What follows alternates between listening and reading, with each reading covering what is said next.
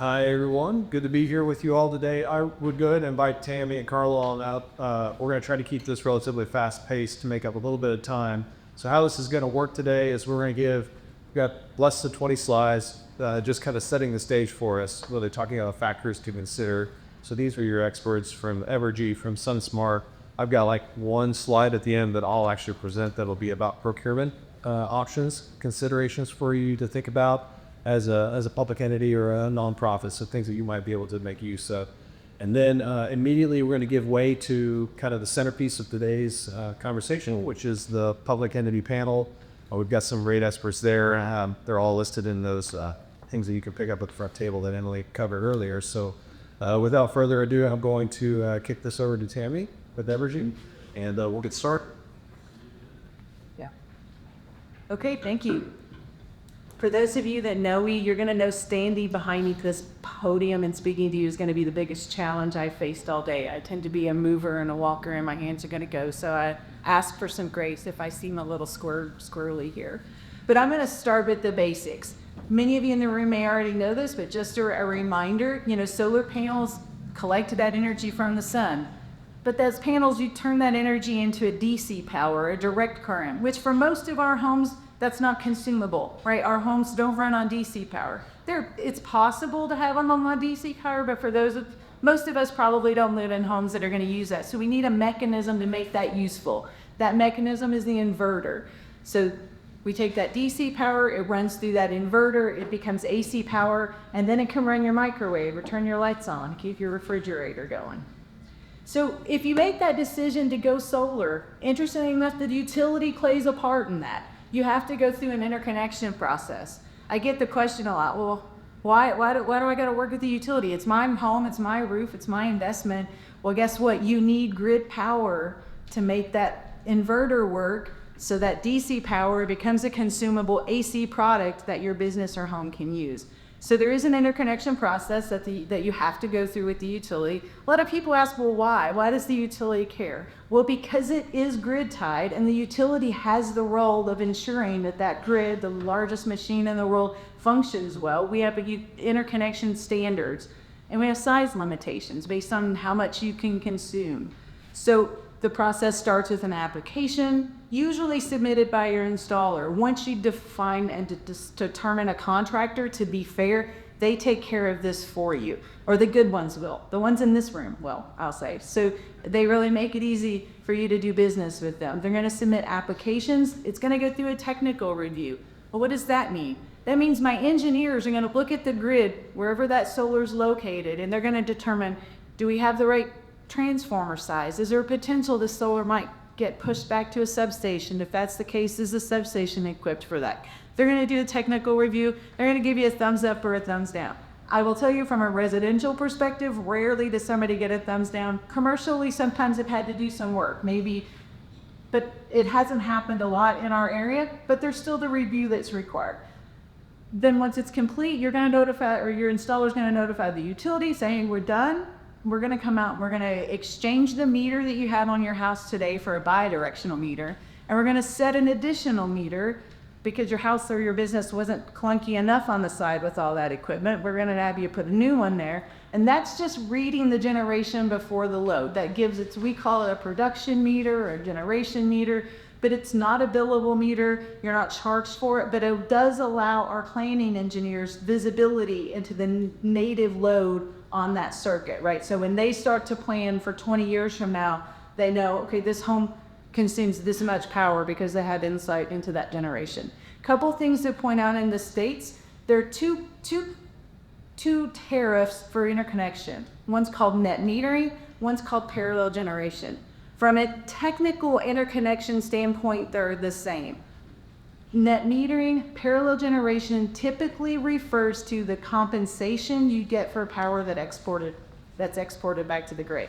You're like, wait a minute, Tammy, you just said it's going to run my refrigerator. It's going to run, why is it coming back to the grid? Even the smallest systems will at some point in time during the course of a day or a month or export back to the grid, because there's going to be power generated by those gray panels. There's not going to be enough load at that business to consume it. It's got to go somewhere. So it's going to come out on the grid. The law says The utility has to compensate you for that power that you have created and sent back in the grid. The compensation is defined by net metering or parallel generation. The difference between the two, the net metering, you're getting full retail value. So whatever you pay per kilowatt hour, that's the value we're giving you for what comes back to us. Not what you generate, but what comes back to us. And that's all done just on a billing cycle. At the end of a billing period, we're gonna say, we sent you 100 kilowatt hours, you sent us 25, we're gonna bill you on the difference between the two. But because it is a pretty good deal, it's considered a subsidy, there's limits, so size limits. For example, in Missouri, the largest you can install in net meter is 100 kW. Kansas is 150 kW. So there are size limits. Parallel generation also has size limits based on historic load, but anything greater than a net metering size under parallel generation, we're gonna bill you at 100% of what you received from us. So in my previous example, 100 kilowatt hours, we're gonna bill you for 100 kilowatt hours, but you're gonna get a credit for those 25 kilowatt hours that come back, but that credit's only at about 2 cents a kilowatt hour, or what we refer to as the avoided cost. So the law says we have to compensate you. If we were generating that power on our own, what would it cost us to do that? That's parallel generation. As I said, you're constantly, a solar system, I think of it as pushing and pulling. It's a constant interaction with the grid. Some moments in time, you're pulling power from us. Some moments in time, you're pushing power back. This graph really shows you how that push-pull or buy-sell relationship works. And again, even a very small system, I like to tell this story. I had a meter department call me one time, and they're like, this house, we're getting a backfeed alert on a meter. So if you don't have the right meter, it tells us, hey, there's some backfeed. I'm like, Daniel, this is an apartment. This guy's not got solar. He must be stealing power. It must be diversion. There must be something going on. So we go out. It's literally an apartment on the 3rd floor. I don't know what he's doing. So I call him. And I'm like, I know this is crazy, but our meter is telling us there's a backfeed. And he goes, oh yeah, my mom got me 2 solar panels I could hang off my balcony and plug into the wall for Christmas last year. And I just been hanging them out there. And I'm like, my kids would flip if I gave them freaking solar panels for Christmas, but go mom, right? Like, okay. But it goes to show, even 2 panels hanging off a balcony of an apartment building can create enough that our meters are sensitive enough to pick it up. So know that there is that constant relationship.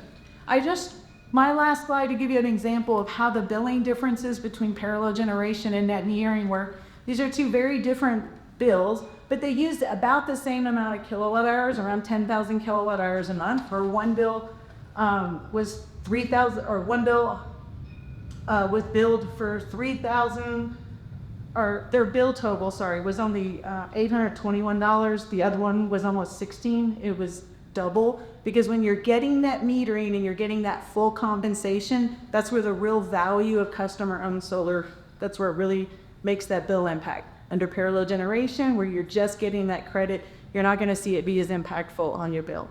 Again, Tammy Ray with Evergy. I'll be around for the rest of the evening. So if you have any other questions for us, don't hesitate to ask.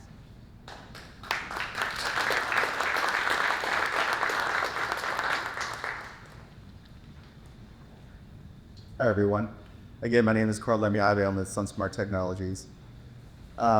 Just to kind of re-emphasize what Tammy was just saying in terms of the differences between, net metering and parallel generation. This slide here is an example of a net meter customer. So to kind of explain what you're looking at here, it's just like a red and green graph, where the red is the buildings, is how much energy the building is using. And the green is the electricity that the solar panels on the roof are generating. So you can kind of see, in this snapshot, if you could squint your eyes, you can see that the sun kind of rises, around, 7 or 8 in the morning. It peaks in the middle of the day and the sun sets. At the very right of this graph, you can see, it's a bar that it kind of shows you what the building is using instantaneously and what the solar is producing instantaneously. So this would be a little bit more impactful. So you can kind of see that on the very right, the green and the red are kind of moving up and down. So that's a live snapshot into this particular building. So if we were inside there turning different lights, the lows on and off, you see that red line jump up and down. At the same time, if the cloud were to pass over, you see that green line jump up and down. And so, this is kind of a day in the life of solar. And, just again, to reemphasize what Tammy was saying, you go to the 1 month snapshot. The term net metering is again, really just kind of like the accounting term for how utilities account for your solar production. So again, the month, the utilities are new to that, and they're going to say, okay, how much green did you give me? How much red did I give you? And that difference is going to be your bill. And that's specific to your energy charges. It's also important to emphasize from an expectation standpoint is the difference between, being net zero electric versus cost net zero. So there's different line items on this bill in terms of customer charges, facility charges, demand charges that you see on there, as well as energy charges. So when you're under a net metering, when they net out your consumption with your production, it affects the charges on there that are bills per kilowatt hour for all your energy charges. It's important to note that, again, depending on how your building uses electricity and how the solar on the roof is performing, it may or may not even impact your demand charges. An example being, if your demand window is set in the middle of the night, obviously the solar is not on, so it's not going to have an impact on any of those charges. And so, again, that's usually a misconception for people, like, hey, I have a bunch of solar on my roof, I'm technically at zero, why do I still have the bill? And those are the reasons. So it's really important to understand, which rate you're on, how you're being charged. This should all be kind of factored into your analysis when considering using solar. This is just another example out of parallel generation. Again, what Tammy was saying is that immediate buy-sell relationship.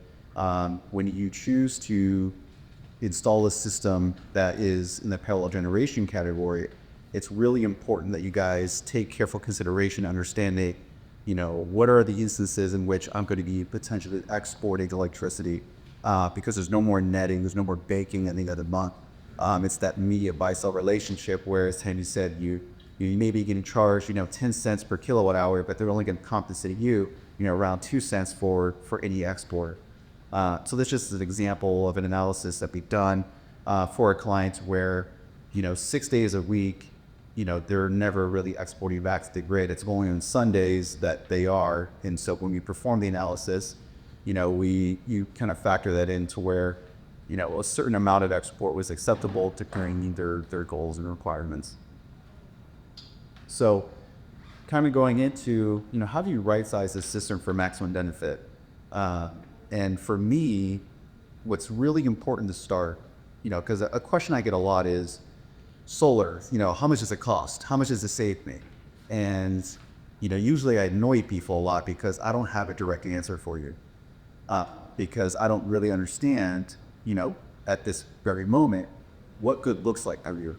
So a really good first step in kind of taking this journey of solar is identifying what success means to you.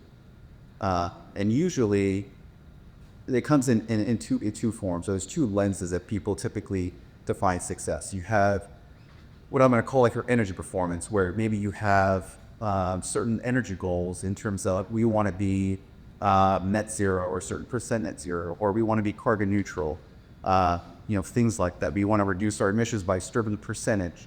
On the flip side to that, there's, what we call like a financial performance where, solar is an investment, and usually people will have certain investment goals of we want a certain payback of these many years or less. We want a certain rate of return. We want a levelized cost of energy to be this, or net present value of the project to be that. And so it's really important to understand what good looks like for you, because that will help folks like myself right-size the system for you. Because the approach we would take will vary wildly depending upon what your goals are. And to right-size the system, it's an iterative process that we take. We consider, layout, production modeling. We take into factor, the performance of the system, the financial performance, which we'll get into here in terms of, the the design view, let's call it, where, you know, we're paying attention to where we physically placing solar panels. And there are important design pillars that you want to always maintain. You know, one of the main safeties, you want to make sure that your system is going to be, you know, compliant with all the electrical codes, fire codes, mechanical codes, and building codes. You know, because safety is obviously non-negotiable. Then there's also considerations in terms of, you know, placement of solar panels in terms of, you know, maybe it's an aesthetic requirement that you guys may have, where we want panels, you know, not to be seen. And so, you know, that will inform, you know, exactly how the design kind of factors. There's other considerations in terms of constructability, in terms of performance. Like obviously you want to put solar panels under a tree or where there might be shading concerns, things like that. So the layout is important to kind of understand as well in terms of the expectation setting for solar. You know, there's a production modeling or the energy performance of the system where you're balancing, you know, if I have these many panels on this roof facing this direction, here's how much energy it's going to generate. How does that tie back into the billing program to beyond, whether it's net metering or parallel generation? And then the cost benefit analysis. This kind of ties back into the financial performance of the system to where it's like, okay, I know I have these many panels on this roof facing this direction. This is how it's going to perform. You know, what is the construction cost going to be? You know, are there any incentives involved? You know, because there's, you know, a variety of different types of incentives depending upon, you know, the type of equipment you use, the area in which you're in. There's all kinds of different things that you get factored into the financial focus of the system. And so all those are again, I said, a iterative process to kind of get to an answer of like, okay, this is what good looks like for you based upon your goals. This is just a quick snapshot of a project, you know, where we kind of outline here the top line project cost of around $73,000. There was an incentive involved, a direct pay incentive, because this was a tax incentive entity, you know, which brought their net cost down to $51,000, and based upon, you know, how much electricity the system generated in comparison to how they were billed by the utility. You know, the rate of return or the payback period was 12% or about 9 years. It had an estimated 25-year savings. And this is, you know, a quick snapshot of before and after bill of that particular installation. And you can see here, you know, in 1 month they were about $1,000, and then after solar is about $150. You know, it's kind of hard to see, but at the very bottom of the after solar bill, you see 2 items on there, and your Evergy is measuring how much electricity, you know, was delivered to the site, how much they received from the site, and in this particular month they were actually net zero, and you'll notice that they still have a customer charge and their facility charges on there, and they have a small forward generation credit of about $10. This is again just to reemphasize that being net zero electric doesn't necessarily mean your cost net zero.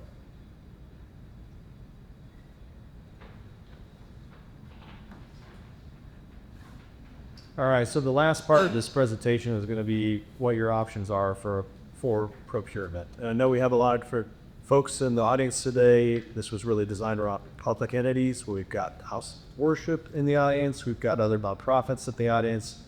Much of these will be available to you the same way. Cash is not the only option that you have. I'm going to very briefly discuss what these 5 are, and just to give you a taste for what is out there, because there might be some things that will help keep these things off to your books and might present a better opportunity for you at the end of the day. So the 5 that we're going to review together are going to be, of course, cash, which is the way most of these solar systems for public entities, at least that I've been around, have been able to procure there. And then we're also going to look at a traditional loan. We're going to look at something called a solar services agreement, municipal lease as a 4th option. And then for Missouri, on the Missouri side of the state line, there's something called property assessed clean energy. So I'll cover all these in brief.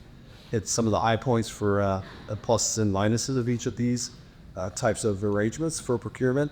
And then at the conclusion of this, we're going to very quickly get into our panel discussion, and then we'll hold the Q&A for Tammy, Carlo, or if you have questions about this, or for any of our panelists. We're going to do that all at once at the tail end of that panel, which is kind of get next. So really quickly, obviously cash is king. It's a great way to be able to procure solar if you do have it on hand. You are going to own it and we're full ownership and there's no interest payments. So it is essentially it's the cheapest way of being able to do it. In the for-profit world though, a lot of times you're looking to borrow because if, for example, if your discount rate that you're looking at in terms of discounting your future cash flows back to present day dollars, that discount rate was 5%, but you could borrow at 3%, you would be money ahead to do something else. So that's why we have these other options. I think we all understand pretty well what a traditional loan is, but they, right now, frankly, in this environment, with fairly high interest rates, you would have your own maintenance responsibility. I don't want to discourage you with maintenance because could have the public entities that are here today talk about how they maintain their equipment, but generally speaking, that's pretty low. But it is still something that you have to do. If we move into the middle column here for solar services agreement, this is a really great option because it doesn't require any upfront costs. It's really essentially owned and maintained by a third party. And then what you're doing is that you're buying solar as a service. So you're not, it's off your books. It's not part of your books that way. When I say on that first bullet for cons there, significantly lower share of savings, what that really is talking about is the fact that you still have to be able to pay for the cost of money. So unlike cash, you're still going to have a little, you're not going to be quite as much ahead. But again, it's off your books completely. So I think it's a great option for you. The third bullet on the bottom, I thought I deleted, maybe this version, apparently I had not, but the renewable energy credits can be assigned to they will go to the owner, but they can be assigned to the public entity, which is important if you're doing a lead project, that you would want to be able to retire those. So maybe just think about crossing that off. If we share this slide later, we'll make sure we get that update. A fourth option for you that I'm actually really a big fan of is municipal lease. So many of the public entities have really great bond ratings. They're rated, AAA status or something of the like. And because of that, you get access to the bond market, which means that you, generally speaking, are going to be able to get lower interest than what is available through a traditional loan. And what's great for you to be able to do that is that there's these lease options for you out there that are paid in arrears, meaning that you get the savings up front. And then once you have those savings at the end of the year, you're going to make that payment for that. It's not debt. It cannot consider to be debt, but it is still an obligation to pay that lease through that low ownership or low interest path to ownership. You would have a maintenance responsibility with this, so it's a lot more like the cash option when we're thinking about it that way. But again, a really great option for you. And then the final one I wanted to discuss was this thing called property assessed clean energy. So for the Missouri Eye, this is state-enabled legislation. It was set up by a bill that had passed through Jefferson City some time ago. It's really great because it provides this off-balance sheet assessment. And it was really designed, I think it's currently in like 38 states or more. Kansas does not have it, unfortunately, but it was really designed for the for-profit development industry. And the reason they did that was just that they had to have a way when you had energy efficient equipment or things like solar on it to be able to pass from one property to the next and not be tied up when they're trying to divest from the property. Well, we found that it actually works really well with nonprofits and public entities as well. It's an off-balance sheet assessment. So you all are familiar with getting your tax statement every year. This would be an added line item to that. So even as a non-taxpaying entity, you would now get a statement that would show that. And that if you were to sell the building, you were to divest from it, it would just go with the property, which makes it very easy. Again, with that, there's no upfront cost to keep the incentives. It does keep you, in the for-profit world, it does keep you out of mezzanine debt, which is typically very expensive. You're not going to be subjected to that. So you might check those interest rates against a municipal lease or even a traditional loan. It's probably going to be higher right now, typically of a 6 to 8% area. You would also have to make this responsibility on that as well. And then if you have a senior lender on the property, always good to check them up front because that could be a hangup for some senior lenders who'd have to subordinate on the loan. All things that we can work through, by the way. You just have to have these conversations early. Currently, I'm involved with one project that's with a nonprofit that is looking to go through PACE to get more than just solar, but other types of energy and efficient property into their projects. So it was a limited budget. It's really the only way they could do that is to take those future savings from those from that energy efficient equipment and apply that up front. Okay, well, as I said, we're going to just spend a little bit of time talking about the procurement options. The Q&A for this and for the panel are going to have it afterwards. So at this point in time, we're going to invite Brian Alferman, we're Just County Government up, and our 5 panelists today, who will give a quick introduction and immediately pour themselves into this presentation. Okay. Hi, everybody. Thanks to Tammy, Carlo, and Ryan for laying a great foundation for our panelists here this afternoon. We've got some great experience here to share with you, the nuts and bolts about what to consider when you're procuring and operating and managing solar projects. These folks have been there, done that. We appreciate the time they're going to give us this afternoon to share their experiences with us. So before we get too much further, let's go down the line and let them introduce themselves quickly before we get too far. Go ahead, Lydia. We'll start at the end. Yeah, hi, I'm Lydia Travis. I'm with Facilities Management in Johnson County as part of their planning, design, and construction team. Hello, I'm Monica Santos with Antella Consulting Engineers, and I'm an electrical engineer. My name is Mike Dalton, the Assistant City Manager of Lenexa. Who's John Jar? I'm an architect with Finkel Williams here in the city center, aside from about 20 people. I'm Tony Rowe. I'm with the City of Overland Park. I'm the city's facilities engineer and licensed civil engineer as well. Thank you all. So you can see we've got pretty good representation here, nice diversity and experience. I want to remind everybody that we are going to leave time for questions and answers. So although we have this nice list of questions that we're going to ask for what we think you want to know, we want to leave plenty of time for what you want to tell us what you want to know. So please be preparing those as we go along, and please don't be bashful. We're here for you all.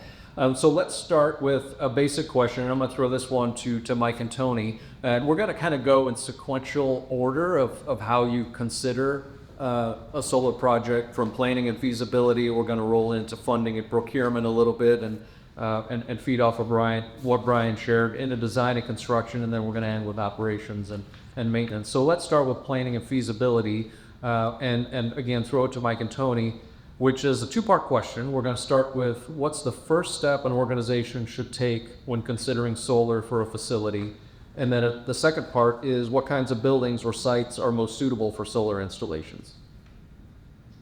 I think I'll take that one first. Lenexa for Avenue owner is about 114 kilowatt and then 362 kilowatt system on our Justice Center and our municipal services building. But I think for us, like Ryan mentioned earlier, you need to think about what your goals are first. You know, is it going to be net zero? Is it just to shave a little bit off of that electricity bill every month? Is it, you know, some of these overarching planetary goals of, you know, reducing your energy consumption or contributing less to energy consumption off the grid, those sorts of things. I think in terms of buildings for us, specifically as municipal users of electricity, it's, you know, when we build new buildings, we try to be as energy efficient as possible. And I think that John would kind of attest to that. You know, LEED design standards are becoming more and more mainstream, and the standard outside of something that you're trying to achieve, you're just becoming the baseline. And so some of our legacy buildings are really the kind of energy vampires, if you will, for some of that electricity. You have to consider whether or not some of those applications are better than putting things on a shiny new building. To kind of go back, the first step, we take a little different approach. First thing you need to do is to find people that know what they're doing. All right. A lot of you out there maybe aren't. This is not your cup of tea. I didn't go to school for solar power generation. So you reach out. A good contact is the actual utility, and also get with an engineer / architect to figure out if the building that you're considering placing solar on is a good candidate. Some buildings are, some buildings aren't. And then as far as our experience with buildings is our 2 arrays, or our 3 arrays that we have are new buildings. It is easier to put it on a new building because you can actually plan it into the design. Whereas if you're trying to retrofit a building, you really have to consider, can the roof even handle it? You know, how much does it cost to route it through existing workspaces? And a lot of those questions need to be answered before you make a decision on on proceeding with it is our take on it. So speaking of decision making, we'll pull Lydia into this one, and maybe Mike might have some perspective on it too, is who should be involved in the decision making? Yeah, certainly. So for our projects, we brought in our facility maintenance team, so the staff that are going to be maintaining these systems and the roofs and the grounds that they might be on. That was really important to us. We also brought in our budget and financial management team, and then they brought in our municipal advisor to help us understand and decipher the IRA tax incentives and how and if these projects qualify for that. So that was a really important group for us to be bringing in. We also brought in, we have an energy manager on our facilities team. He was really important in these decisions and helping to decipher some of the terms and different processes that we might not know. And obviously in facilities, we also have a planning, design, and construction team that I'm part of. So our project managers and experts and any key experts on those teams are important too. And then we also brought our sustainability coordinator along. Well, she was very smart. It's really wise. Really important to have this brain at the table as well. Another one that this wasn't necessarily a decision maker, but it was a group that we got information from that helped inform our decision is our risk management. So our building insurance and understanding how this is impacting maybe our plans, our premiums, things like that.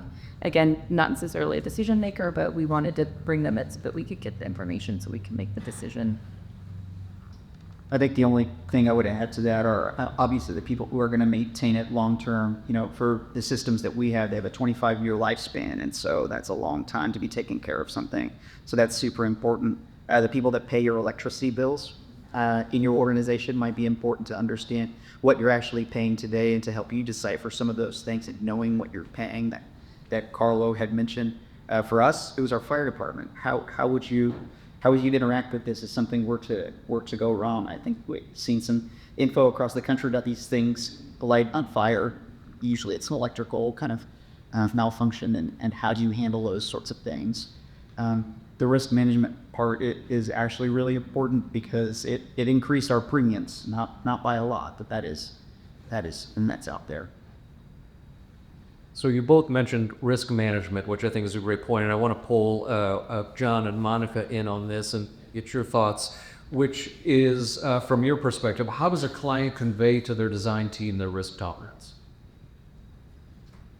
Well, I think that understanding what the risks are really are relative to a new system in a building that's not normal to somebody that's operating a building. So including a solar system is having staff on board and training them and being able to operate and monitor and manage that. So that's not a big risk, but it's something that you want to take account for. Other things I think up in terms of risk are we are in a very severe hail area in the Kansas City metro region, and that obviously with PVs that are either on ground mounted or even if they're on the roof are subject to that hail. I know that the county uses FM insurance, and there's insurance requirements, as we mentioned, and talked a little bit about that risk. And are those PVs able to withstand that sort of event? So you want to make sure you're evaluating that, understanding the risk of that system. Just to add a little bit more is also the budgeting, understanding what over a 25-year lifespan, what maintenance costs are going to be, and possibly some replacement, inverters don't live as long as solar panels. So getting a clear understanding of, those price points that you need to be accounting for in the future. That's good. I think that's plenty for planning and feasibility. I'm going to move on to funding and procurement just in the interest of time. And we'll start off with this question, which is, and this builds off Ryan's slide, which is, what are the options for funding a solar project from your perspective, particularly from a local government standpoint? I think for us, I didn't mention this but you should include, for us specifically, this came from our city council. And so they have 8 guiding principles. One of those are sustainable policies and practices. So this comes straight from them. And last year we implemented what's called it's a sustainability initiative, CIP, and it's a very small amount of money. It was $250,000 in the grand scheme of the $200 million CIP that unlocked the door for us to be able to actually partner with SunSmart to do our first solar project. And so that has kind of just built momentum in other areas and starting to plan for and include in project budgets some of these initiatives, specifically the solar panels. We've got kind of 3 other projects that we're in that planning stages of now. So that part of it's important, but for us, the original thing was cash funding partnered with the Inflation Reduction Act, federal credit. Anybody else want to add to that? Yes, it's funny. Piggybacking a little bit, so this is a little off topic, but we also have a sustainability energy efficiency measures, CIP.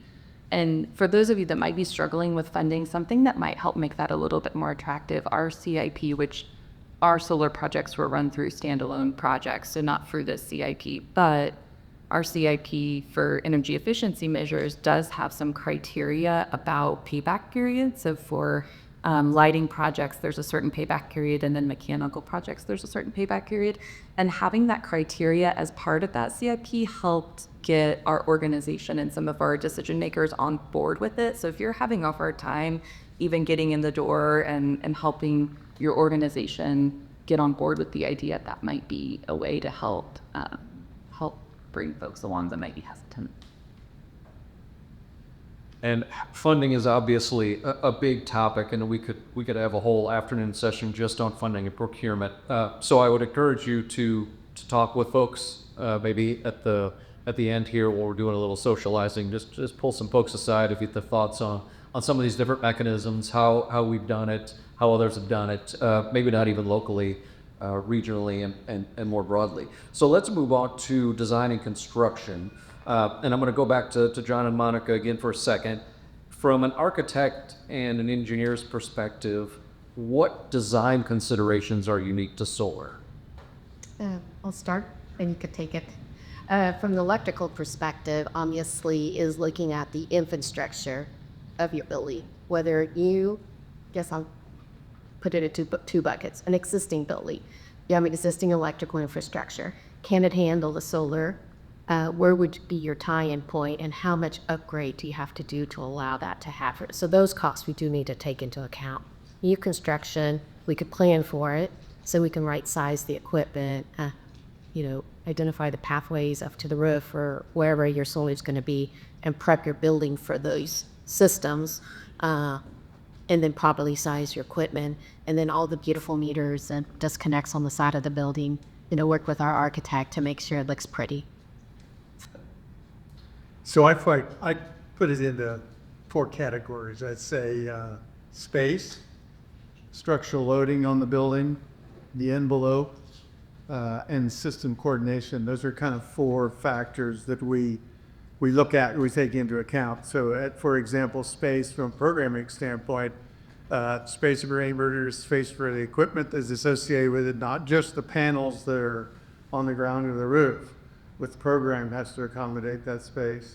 Structural loading of the building, you'll working with your structural engineer, if it is on the building that there is an additional load that needs to be calculated, it can be fairly insignificant, but it can impact the size of your structures and your lateral loading. We think about the envelope. If the PVs are a part of the envelope, whether there are requirements for screening and things like that, the way that PVs sit on the roof and how that impacts the roofing membrane, whether they're ballasted or whether they're having to be physically connected, gets back a little bit into the insurance and the wind loading and things like that. And then system coordination, it's just being smart about how you incorporate those panels into the building.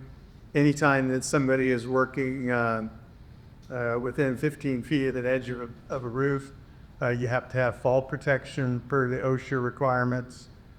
You want to think about roof drains and things like that, where you have normal maintenance on the roof that you're taking care of, that you don't create problems for those other systems that are essential to maintaining the building over time. So those are all important factors to take into account when you're thinking about design.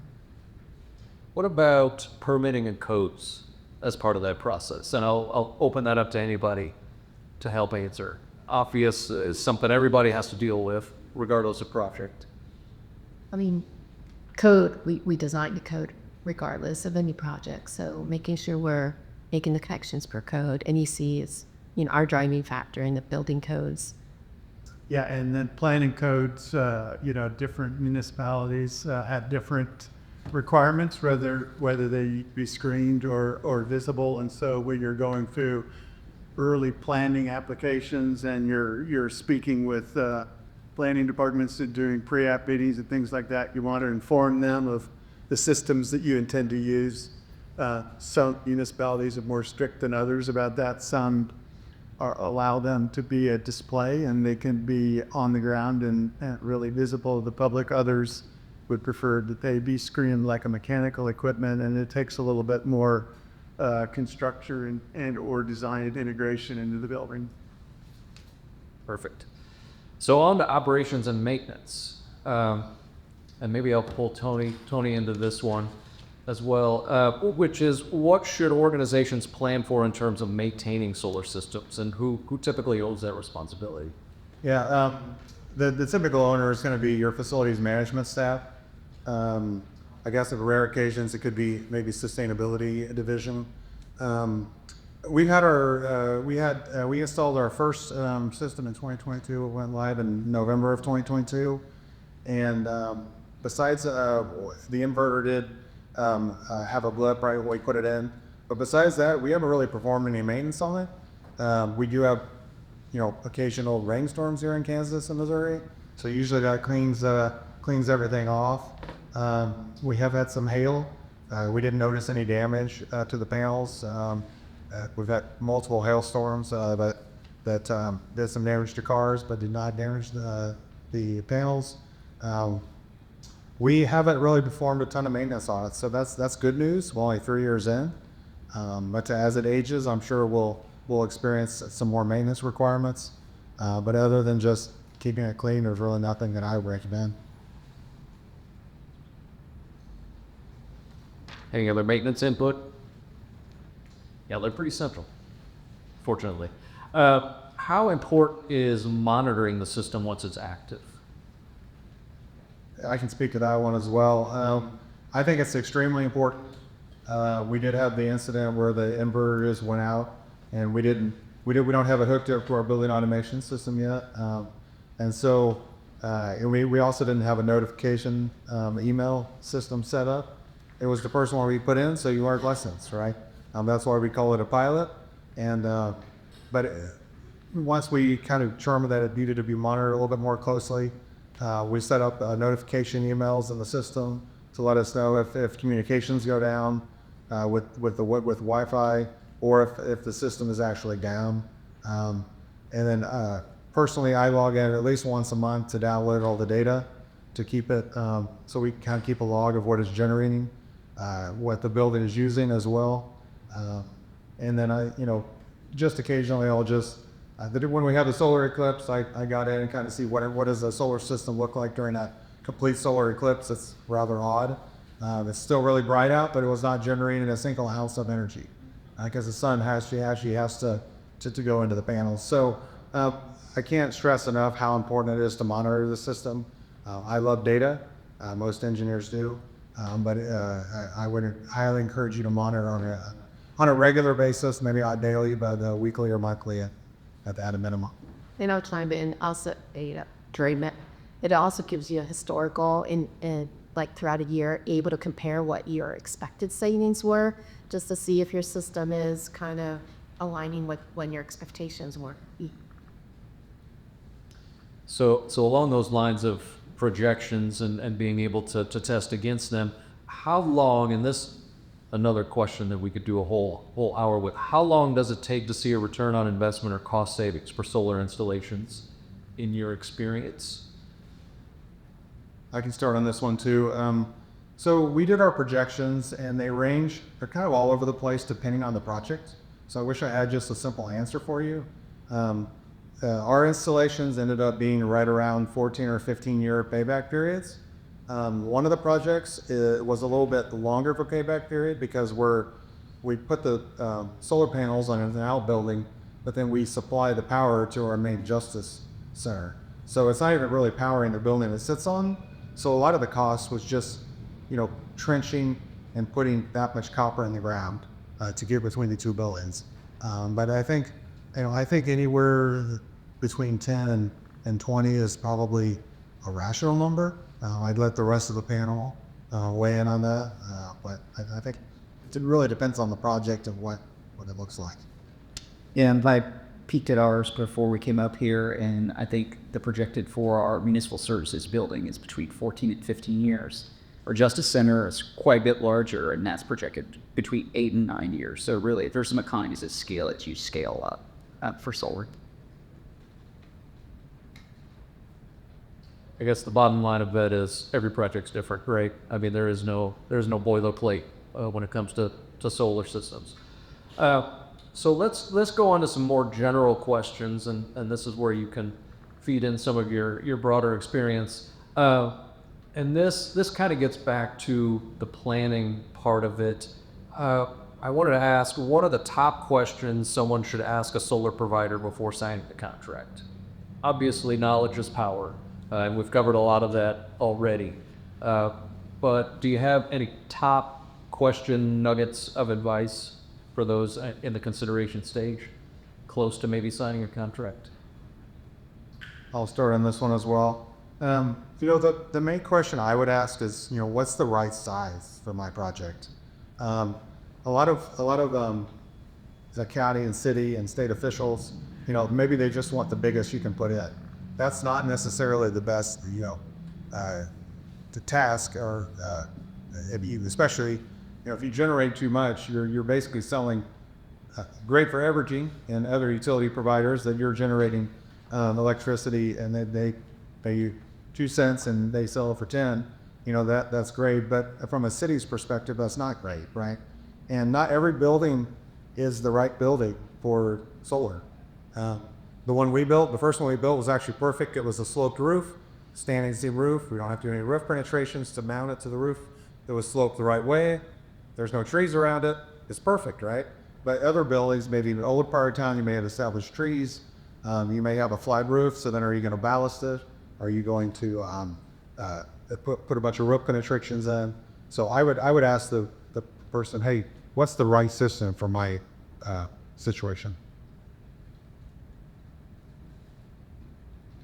Now, I think I add, getting into sort of the understanding of the design, the thing that fascinated me the most is a lot of the graphs that we saw here presented, and it's really about what I characterize as the sweet spot. And it's not that you just cover your entire building with as many panels as possibly can. There's a real sweet spot there that takes detailed analysis and engaging an engineer or even a design builder that has that specialty to really understand that sweet spot is important, so that you're not just loading up the grid with energy that's not being used and efficient until you get into collecting and storing the energy with batteries, which is sort of a whole another different set of goals and requirements for particular projects that you might establish early on. It's sort of finding that right balance between generating and cutting peak down for the most efficient building that you can have. I think it's also mentioned as well as just sustainability in nature.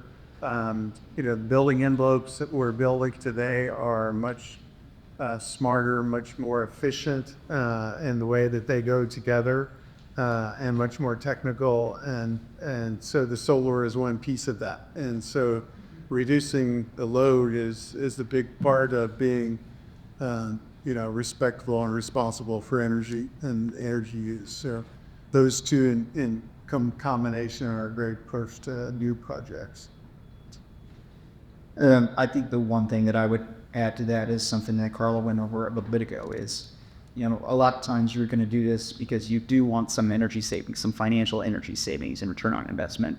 And so something I would ask somebody who's going to provide service to you or consult for you is, teach me how to read my electricity bill and what all these charges mean. Also, just energy modeling, understanding the energy use profile of your building, and then designing the solar system to your site specific. The placement of the panels, you know, orientation and what the expected energy connection's going to be. These are all good. I don't know if I have anything to add, except maybe to understand what projects they worked on and how that applies or doesn't or compares to what you're doing, and if it's similar or not. Understanding their experience. Yeah, good suggestion. So for those that are just getting started, and a lot of appreciation to the team that's put this program together for bringing resources here for you all to experience and learn from. But for those just getting started, what resources or contacts would you recommend they tap into right now on the front? I'll go back to the answer to the first question. You know, I think it's really good to start with the utility provider. They're the people that are the most knowledgeable about all this. You're tying into their system.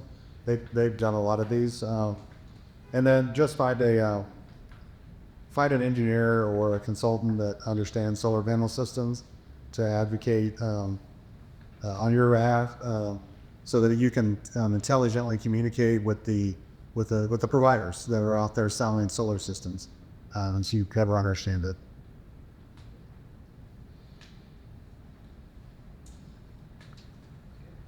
Well, let's end with a very open-ended question, which is, and this is absolutely open to any and all of you, what's one lesson you wish someone had told you before starting your first solar project?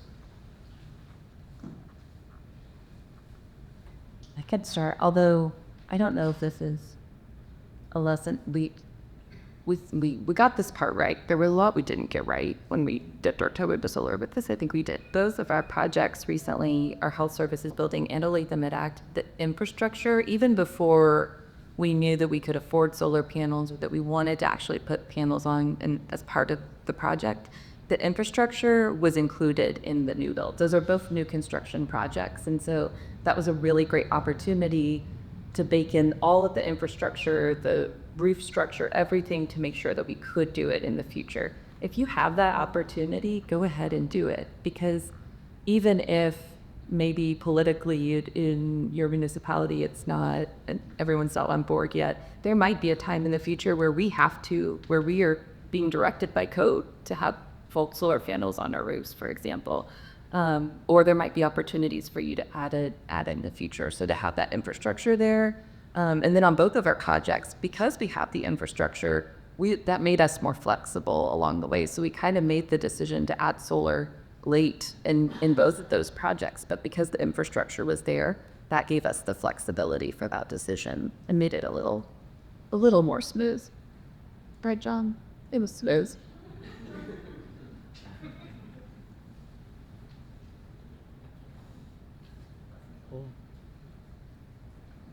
So we had a snafu with our Justice Center solar installation. Now, all throughout the project, we're intending to put it on our training building, making it solar ready, although the solar panels themselves and that system was not part of the project, not part of the cost of the project initially. But making sure that those get picked up in the engineering and electrical drawings and actually get built, so that when you go to put the solar panels on, that all of this stuff actually exists, so you don't have to figure out an engineering solution later that you weren't anticipating. I'll ditto that as the engineer. Also be pulled into conversations, not that engineer, but being aware of what's being anticipated or what's desired so that we can design properly for that future. So pulling in your electrical engineer early on is probably also recommended. And I'll close it out, or I'll close this question out. I was reminded by an engineer in the crowd, the monitoring is important, but for those of you that have building automation systems, connecting the solar panel system to the building automation system would would obviously have told us that, hey, the inverter's down. Don't let it sit for a month before you realize it's down. Because we spend all this money on building out the nation's systems, and we should really take the time to connect every component of a building to it. So that essentially what I tell my council is my goal when I lead the city is I would like to be able to run every building in the city from my bed. That's my goal. Like, you should not have to go into work in the middle of the night to turn the system on and turn it off. You may have to, but you need to at least be able to be alerted to that. So a solar system is really no different. And if you're selling your council or your governing body on a return on investment, you need to be sure that the solar panels are doing what they're supposed to be doing, or you're not doing your stewardship to the residents and the taxpayers. Well, I hope you meet that goal, Tony. I think that'd be great. So you heard a lot about some of the projects that these folks have worked on. I want to remind everybody that the featured project section in your packet here, go through that. There's some really fantastic work that they've gone through. And so I want to extend my appreciation again, maybe as we bring up Ryan and Carlo and Tammy for our full Q&A. Want a big round of applause again for our analysts for joining us today. You hear Rick climbed out to KCT for pulling it all together. So we'll start with Q&A. Yeah, let's start Q&A. So Tammy, Carlo, I know Carlo's got a potential flight. So you got enough time to spend with us. Emily here has the microphone. If you want to just raise your hand for any questions that you have of our panelists or of our speakers, please do that and try to get those on. Hi, I'm Janie. I'm with a local government called Douglas Chemical. And I'm interested in hearing more about how you integrated solar into your CIP process and how has IRA phasing out affected that?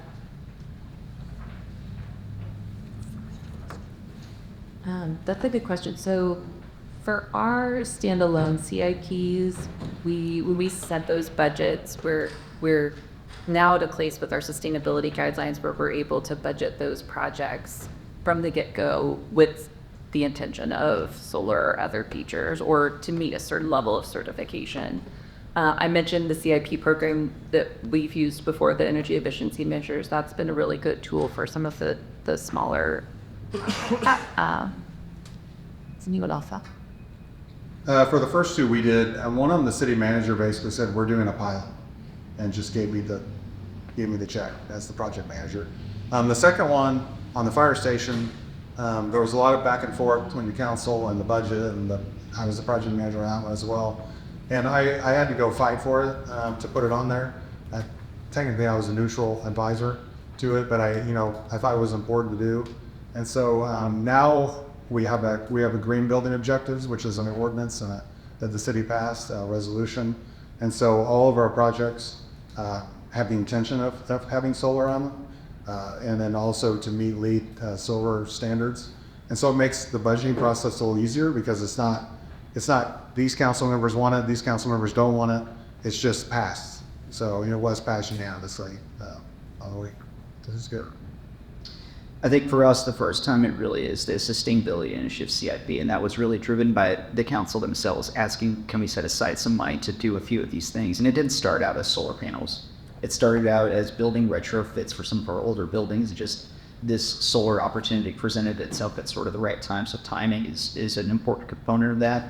But now it's just a question we ask ourselves during the CIP process. If we're doing a new facility, if we're doing a remodel of a park restroom or those sorts of things, can we integrate solar or an alternative energy source into this at a reasonable cost while as part of that planning process? And not every project is going to say yes. I think there's a lot of impetus around to say we got to do all of it. It's just let's consider it as all of these things come along and make individual decisions about whether or not that makes sense for this specific project. I just realized you had a second question too. About IRA, right? So for both HSB and Health Services Building and the Olathe Med Act, that solar component came later, right? For HSB in particular, that was one that we did have to go back to our board to get funding for that component specifically.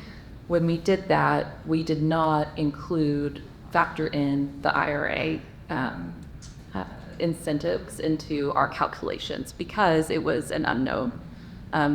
We might have it and that would be great, but it wasn't factored in. And so right now I think everyone's wanting to try to get projects in as quickly as possible, right? Speed is important as that starts to sunset. Fortunately, our project is in the window, will be okay. But I think when there will be other versions of that in the future, right? I'm sure. But I think when we're looking at ROI or those calculations, it's important to maybe just set that aside and say, this is an incentive that's here that's great, and we might not get it. And so just thinking, kind of taking that out of the equation and looking at all the other positive benefits of the system was our approach, just because it is a little bit of a gamble. For us on that, it was part of the calculation, but it wasn't part of the expected, we need to hit this to make it work. From our perspective, we were going to do these 2 projects anyway, and so if we get paid back by IRA through the credit, we're going to roll that back into the Sustainability Initiative CIP. We do have a few experts in the ice that we wanted to hit while we were here all together. So I'd like to just give Austin with IBA a couple minutes just so he can reflect on that piece in particular. Yeah. As it pertains to the IRA, I'll kind of keep it quick. Be not boring with all the details, but solar was heavily targeted by OB3. However, if you begin construction prior to July 4th, 26, it will remain eligible until completion. If you begin construction after that July 4th, 26, then it must be placed in service by December 31st of 2027 to be eligible. A lot of other factors that go top to kind of tell. Any other questions? We might head back to Representative Wesser. Got some plans. That's what our goal is. So if you want to just share a little bit about Missouri and a little bit of what you're seeing kind of in the landscape on the legislation, that'd be great. Yeah, definitely. Hey everybody, I am State Representative Ellen Weber. This is my district, Midtown Downtown area of KC. I also work for Renew Missouri, which is a nonprofit that works on a lot of different areas on renewable energy. We work with municipalities, state and federal legislation, but then we also work with our rural co-ops and try to hit people where they are. So I'm going to come at it at 2 different angles. Wear my Renew hat and also my state rep hat. We need to see people down at the Capitol, especially to advocate for renewable energy, if that's what you're interested in, because there's a tax on renewable energy at all costs when it comes down to state legislation. So if we hear from more folks about why, especially those who are in planning and zoning or those who are working at city level on different developments that are coming up. If we hear from you, it would go a long way versus hearing from somebody like Renew Missouri or Sierra Club. Understanding the value that renewable energy has to some of these areas. So definitely if you can all come to the Capitol and testify for some of these legislation, it'd be great. Thank you. All right, heading over. Oh. Oh, there we go. Okay, hey John, you want to share what you do? Sure. My name is John Dolan, and I'm the Executive Director of the Missouri Solar Energy Industries Association. We are a 501c6 nonprofit trade association engaged in protecting and promoting solar in Missouri. We do that through advocacy and policy, and we do that through the great members of our organization, like Carlo, and others that are here that are solar companies. That would be one of the drawbacks sometimes when you're in talking with utilities and others. Obviously, utilities have their agenda, we have ours. So what Representative Weber, who's terrific, and we collaborate with Renew Missouri and her caucus, which she leads so well, to promote clean energy. What's important there is to have citizens from Main Street, from these panels, I participated in Advancing Renewables Conference in Columbia, and this is my second one in a row with all these great experts, especially from the engineering field and from our utility hosts in Evergy, Tammy Ray, world's best in interconnection in all of the Republic or the United States of America. They are lining up in other states and waiting hours and hours to literally plug your system in, and they've got the best system, and that is a great segue to the levels of solar and why it might bring you here today. Because you have your residential, just like the EV tax with the bromance and divorce of the president, and then I kind of saw that tax cut was going away. There's an efficiency tax credit, there's an EV tax credit, and there's a solar system tax credit, and you can get that to 25D and other codes based on, in the legislation, if you buy the right electric vehicle and you have federal tax liability, you get a 1 month, 30% off of certain standards. That's gone away, but as it was Austin, I was going to say Aiden, but Austin said so wonderfully, the investment and production tax credits do continue with certain standards, and we have to meet those standards. So I've been engaged in the last 60 days from work with my members to the congressional baseball game, trying to work with my national SIA to make sure that there's life after it. And what I got from great companies locally like SunSmart and others is that we were here before the investment and production tax credits are actually a Bush era initiative.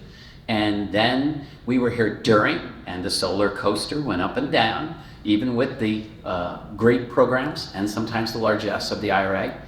And we'll be here after. Solar is going to continue to grow. We're going to be here, and Missouri is #1 on the list for an average increase in your electric rates of $630 a month. So solar can help hedge that. So our goal at BOCIA is to protect and promote the industry. We work with partners particularly well in this state with investor-owned utilities like Evergy.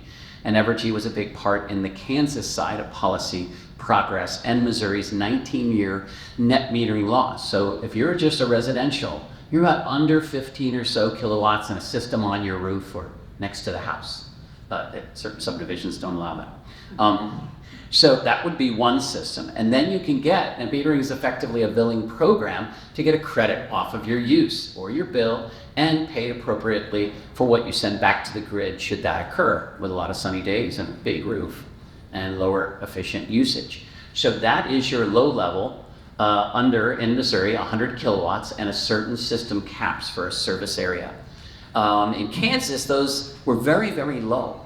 And they had no ability to do anything, so Evergy engaged with our providers there, and Kansas passed up to 150 AC cap, so the system can be quite large. And that opens up this second level of solar, and that's commercial and industrial use. Buildings like this, every fabricator, every metal building, every 3 metal buildings on a farm, $50,000 a year electric bill for all that irrigation or this or that.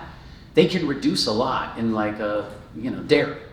And you can put panels on it. So we envision panels on every roof, from your roof at home to Amazon and everything in between. And then you've got the medium scale and then utility scale solar, which is the solar farms. We recently had a colleague over on the Senate side, the leader of the Senate, wake up one day and say, hey, maybe we should just do a moratorium on this. Not normally a position for a pro-business conservative, and I'll remind her of that regularly, but that's a good example. If she pursues a moratorium, even Evergy is against that. So, and Ameren and other utilities. So we work together.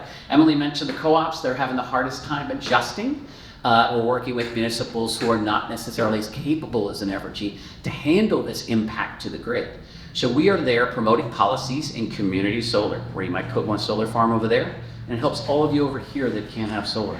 Like for the solar farm over here, it's a big utility scale solar, and it helps Evergy go cleaner. And we're going to put it on the roof in commercial industrial. So we promote policies within that. So community solar, utility scale siting, regulatory, tax impact, and things like that. That's the big fight on the big solar. And then residential, your rights with your homeowners association. What can you put up? What can you do? MOSIA is behind legislation like net metering expansion and prohibitions on the limitations of homeowners' rights. So we're on that side, but we do represent the business side, so I want to applaud Renew Missouri and what Emily does. They are a wind and solar charitable foundation and active in grants and policy advocacy, and we're the trade association, just like hospitals have the hospital association. So that's what we do. We're just thrilled to be here with experts. This is where it happens. And you heard them say, yeah, I'm doing it regardless of the incentives. I want to do the right thing the right way. So I thank Evergy and all the expert panelists for people that show us how to work together. We hope that in our political system, which I used to serve for 9 years in the House and Senate, that we could do a lot better at getting along like they do. Thank you so much. Now we're having fun. Okay. We're going to head over to Jason Jones with Evergy Energy Solutions.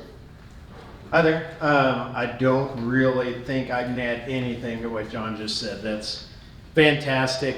I'll reiterate a couple things. So one, Jason Jones, Evergy Energy Solutions. We are a subsidiary of Evergy. We do commercial solar development. I would just say if you're considering solar, check with multiple providers. If you don't know who to call, you can always call Tammy. She'll point you to the people in this room. The people in this room are good players in the solar industry, and I'll just reiterate what John said, and that is the people in this room were here before the tax credit, here during, and will be here after. And that was one piece we really did want to highlight for you before the reception, is that I remember from my days working in the public sector that we need 3 competitive bids. And so that's what the first few phone calls were going to be as you start a project. So we wanted to fill the room with people that you might get those competitive bids from. And so if you do provide these services, would you mind raising your hand so people know to find you in the networking space? We just wanted to give a shout out. Exactly, we have several vendors here and we didn't want to provide any kind of favor, but everybody, as we've said here, you need to vet your contractor, you need to make sure that they are the right fit for you, talk with them about all of the tips that our panelists shared with you, but knowing who to call to ask any of those questions is often one of the first steps. So we wanted to kind of help everybody along in that today. Are there other questions from the audience? We have just a couple minutes. We said we'd go a little further into 5 o'clock, but not too far. I'm wondering if there are vendors in the room that also do energy auditing and energy. We can help you with that. And Patrick, great. We can also provide a few other ideas as well. Yeah, I think today is. No, sure. Yeah, well, we can certainly put you in the right direction. Other questions? Okay, and then I just wanted to reiterate, you've been seeing the Summit Salon advertisement, and I didn't realize it would go through the whole program, but I don't hate that. So Climate Action KC is hosting, as you may know, we have our big Climate Action Summit every 18 months, and the last one was in April.